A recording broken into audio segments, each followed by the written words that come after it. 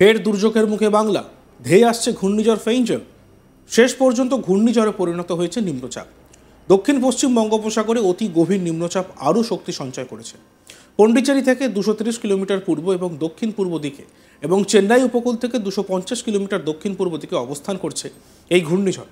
শনিবার দুপুরে এটি স্থলভাগে আছড়ে পড়তে পারে বলে জানিয়েছে আলিপুর আবহাওয়া দপ্তর। চেন্নাই এবং পন্ডিচেরির মাঝে মহাবলীপুরমের কাছে একটি স্থলভাগে প্রবেশ করবে এই ঘূর্ণিঝড়। সেই সময়ে এর গতিবেগ থাকবে ঘন্টায় সর্বোচ্চ 90 কিলোমিটার। এবারের এই ঘূর্ণিঝড়ের নামকরণ করেছে সৌদি আরব। ঘূর্ণিঝড়ের পরোক্ষ প্রভাবে সকাল থেকেই জেলায় জেলায় মেঘলা আকাশ, কোথাও কোথাও ঝিরিঝিরি বৃষ্টি হচ্ছে।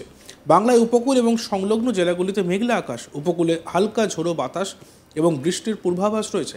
নিম্নচাপের জন্য মৎস্যজীবীদের বিশেষ সতর্কবার্তা জারি করা হয়েছে।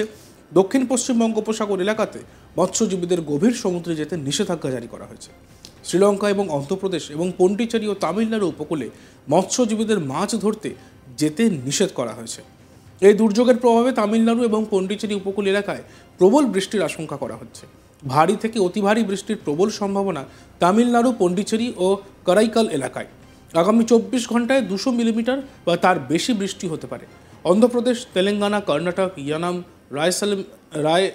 রায়লসীমা এবং ইত্যাদি এইসব অঞ্চলগুলিতে ভারী বৃষ্টির সম্ভাবনা রয়েছে। এই ঘূর্ণিঝড়ের প্রভাবে দক্ষিণবঙ্গে তাপমাত্রা বেশ কিছুটা বাড়ল। কলকাতায় রাতের তাপমাত্রা স্বাভাবিকের তুলনায় 5 ডিগ্রি সেলসিয়াস বেশি। আগামী 24 ঘন্টায় একই থাকবে। আগামী সপ্তাহে তাপমাত্রা বেশ কিছুটা নামার সম্ভাবনা রয়েছে। পশ্চিম বর্ধমান, পশ্চিম মেদিনীপুর, পুরুলিয়া, বাঁকুড়া ও বীরভূমে সকালের দিকে কুয়াশা থাকার সম্ভাবনা বেশি।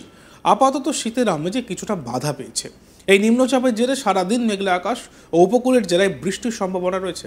30 নভেম্বর শনিবার উত্তর ও দক্ষিণ 24 পরগনা, পূর্ব এবং পশ্চিম মেদিনীপুরে বৃষ্টির সম্ভাবনা রয়েছে। 1 ডিসেম্বর রবিবার হালকা বৃষ্টির সামান্য সম্ভাবনা পূর্ব পশ্চিম মেদিনীপুর এবং দক্ষিণ 24 পরগনা জেলাতে। কলকাতাতেও হালকা বৃষ্টির সম্ভাবনা রয়েছে বলে জানিয়েছে হাওয়া অফিস। অন্যদিকে দার্জিলিং এবং উত্তর দিনাজপুরে সকালের দিকে কুয়াশার হালকা চাদর থাকবে। জলপাইগুড়ি, দক্ষিণ দিনাজপুর ও মালদহে কুয়াশার সম্ভাবনা রয়েছে। বিক্ষিপ্তভাবে হালকা থেকে মাঝারি কুয়াশা সকালের দিকে থাকলেও বেলা বাড়লে আকাশ পরিষ্কার হবে। তবে তাপমাত্রার খুব একটা হেরফেরের সম্ভাবনা নেই বলেই জানিয়েছে হাওয়া অফিস।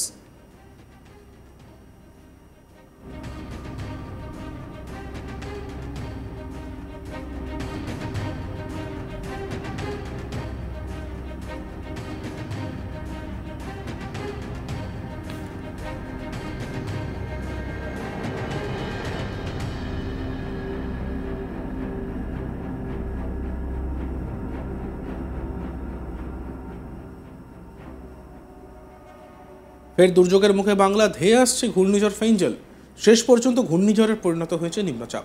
দক্ষিণ পশ্চিম বঙ্গোপসাগরে অতি গভীর নিম্নচাপে আরও শক্তি সঞ্চয় করেছে। পন্ডিচেরি থেকে 230 কিলোমিটার পূর্ব এবং দক্ষিণ পূর্ব দিকে এবং চেন্নাই উপকূল থেকে 250 কিলোমিটার দক্ষিণ পূর্ব দিকে অবস্থান করছে এই ঘূর্ণিঝড়। শনিবার দুপুরে এটি স্থলভাগে আছড়ে পড়তে পারে বলে জানিয়েছে আলিপুর আবহাওয়া দপ্তর।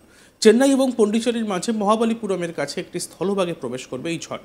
সেই সময় এর গতিবেগ থাকবে ঘন্টায় সর্বোচ্চ 90 কিলোমিটার। এবারের এই ঘূর্ণিঝড়ের নামকরণ করেছে সৌদি আরব। ঘূর্ণিঝড়ের পরোক্ষ প্রভাব সকাল থেকেই জেলায় জেলায় মেঘলা আকাশ, কোথাও কোথাও ঝিরঝিরি বৃষ্টি হচ্ছে। বাংলায় উপকূল ও সংলগ্ন জেলাগুলিতে মেঘলা আকাশ থাকবে।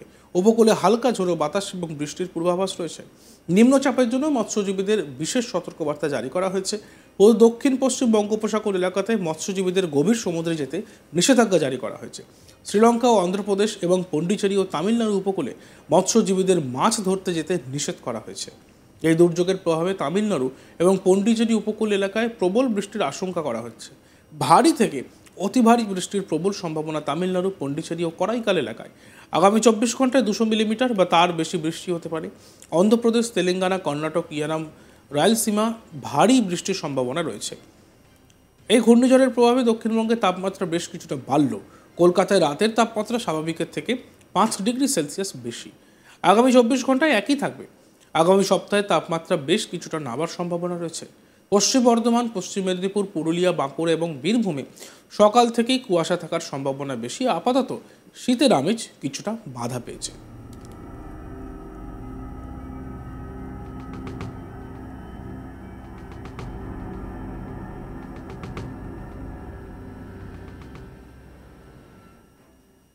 দেখতে থাকুন আজ তাক বাংলা, সাবস্ক্রাইব করতে ভুলবেন না।